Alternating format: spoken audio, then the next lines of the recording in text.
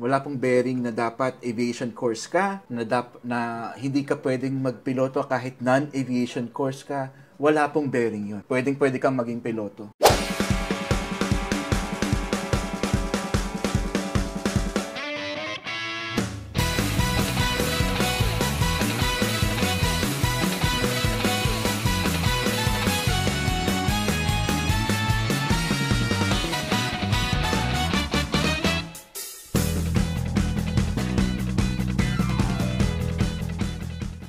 Hello! Good evening. Kamusta po kayo? Good afternoon pa lang dito sa Saudi Arabia. Alright? So, sa mga hindi pa po nakakakilala sa akin, for sure, hindi nyo ako kilala. Sino ba naman ako, di ba? Okay. Ayan, magpapakilala muna po tayo. Ako si Nat Pelicano, Nathaniel Pelicano for long. Ako po ay isang aviation professional, dating bigong piloto. Bigong piloto. Nagtatawanan ko na lang, no? Pero dati po akong sumubok na maging student pilot at pinala din na maging private pilot. Makakuha ng private pilot license. Nga lang, kinapos. Hindi ko natapos. Sa kabila ng lahat ng yun, nakabawi. At ngayon, aviation professional na tayo. At more than 10 years na po tayong lilingkod. Hindi lilingkod as naglilingkod o alipin. Pwede, no? Pero hindi eh. Slave to passion. Maganda yun, ano? Isa tayong alipin ng ating pagkagusto sa mga eroplano. Question number 1. Si Lois, ang sabi niya, anong course to become pilot, sir? Actually, any course that you wanted is pwede. Walang required na course to become a pilot. When we're talking about college course, kahit anong course yan, kahit non-aviation related, pwede kang maging piloto. And actually, sa Philippine Civil Air Regulations, base doon, wala naman talagang requirement na college ka na.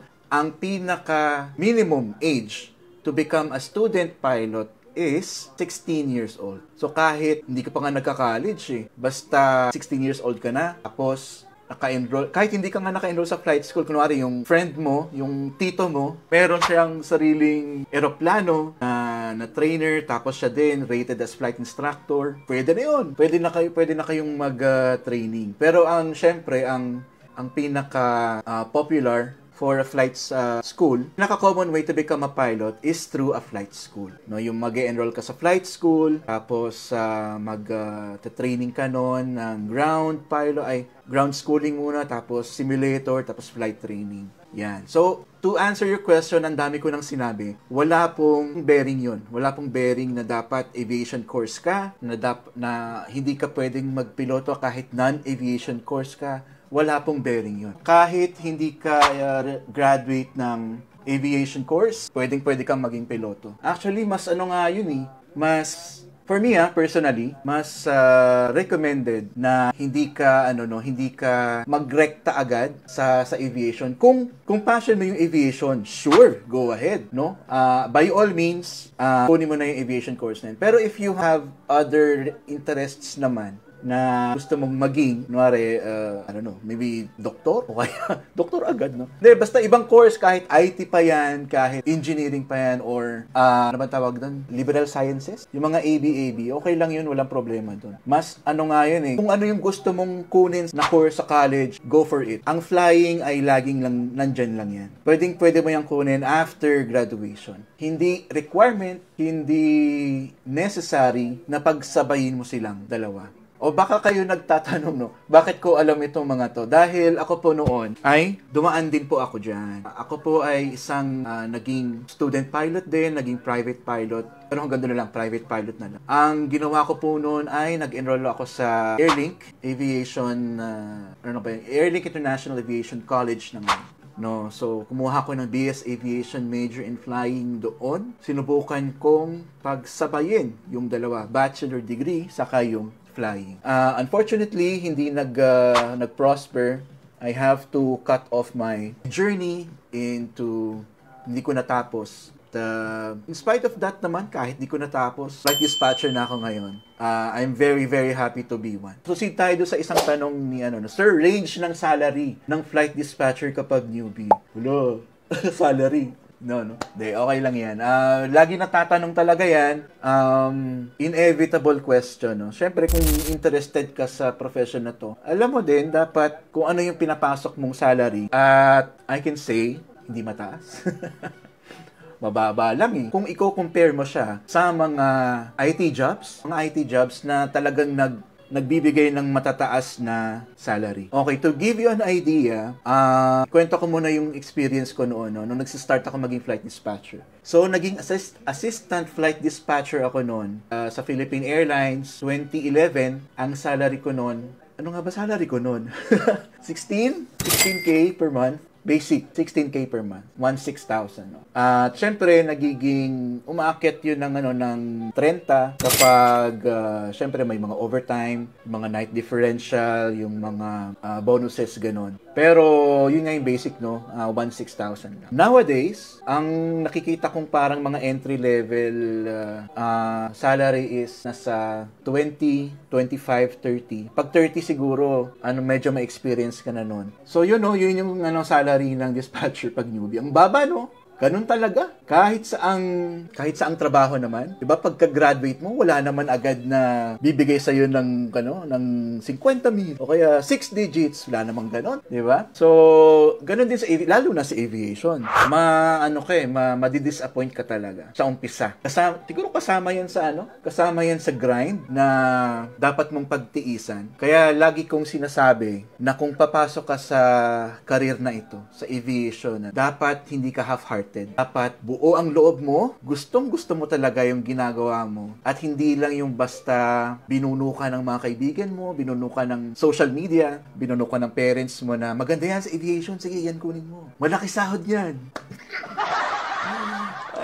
Malaki ang sahod sa sa huli na. Kapag talagang napagtiisan mo yung umpisa na kapag talaga iniisip mo yung salary, no, sa umpisa, hindi ka tatagal. Yun lang yung mga sasabi ko doon. Alright. So, punta naman tayo sa isang question, no. Meron dito isang question. Sir, kapag nag-exam sa CAAP, isang subject lang exclusive for the reservation. Oh, magandang tanong yan. Honestly, hindi ko alam. Sorry. Isang subject lang exclusive for the reservation. Kasi ang pagkuha ko ng CAAP exam noon, napakatagal na. More than 20 years na yata. Kaya hindi na ako updated sa ngayon, no, sa sistema ngayon sa exam sa CAAP. I'll look into it and babalikan ko itong tanong mo. I'll make a content about it para masagot ko. Pasensya na ngayon, hindi ko masagot on top of my head. But I'll look into it. Yan, salamat sa tanong mo. Alright, so, ano pa yung mga questions dito? Ang dami na, no? Captain, for PEL number sa 2x2, need po ba mag-suit or pwede lang po polo shirt? Okay. Salamat sa tanong, Lanzi. Alright. Pero una sa lahat, no, hindi po ako captain. Ako po isang flight dispatcher at hindi po ako, although naging piloto naman ako dati, pero hindi to the point na dapat akong tawaging captain. Ang captain is reserved lang talaga for pilots na at least may CPL license at talagang yung working na for air transportation. Ako, tawagin nyo na akong sir, pwede ring pogi. Anyway, so yun, no, hindi po ako captain. Pero sasagutin ko yung tanong mo, for PEL number sa 2x2, need po ba mag-suit or pwede lang po polo shirt? Kasi itong ID, no, sa PEL number, nasa sayo kung paano mo gustong tingnan yung license mo in the future. Kasi yung picture na yan yung ilalagay dun sa license mo. O kung gusto mo bang naka-polo shirt doon, go ahead. Kung gusto mong nakasuit, okay lang din. Ang picture ko nun sa CAAP, naka-uniform ako na na ganito din. Yung uniform ng PAL dati, kapag RQ kami, may bars doon. Kaya kahit pa paano, naman, formal naman. So, yun yung picture ko sa license until now. So, ikaw, kung gusto mong mag-polo shirt, kung gusto mong mag-suit, walang problema doon. Basta tandaan mo, yun yung makikita mo sa license. May nag-question ulit, no? About flight training ulit. Sige, sagutin natin. Estimated cost po for college tuition to flight training. Nakaw! Ano bang hula mong number? Estimated flight cost ay cost, no, total.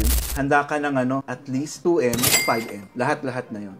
kung kasama yung college at yung hanggang sa dulo, no, yung pwede nang kasama yata doon yung Airbus type training, pero hindi ko sure. Pero okay na yun, safe na yun, 2 million to 5 million. Parang ano lang, no? Parang basic lang ba yung presyo?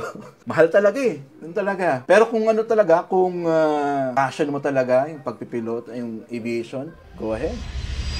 Kung nagustuhan niyo po itong content ko, please like and share this video to your family and friends. Follow and subscribe na rin po sa akin para sa mga future aviation related contents. Maraming salamat po. Safe flight!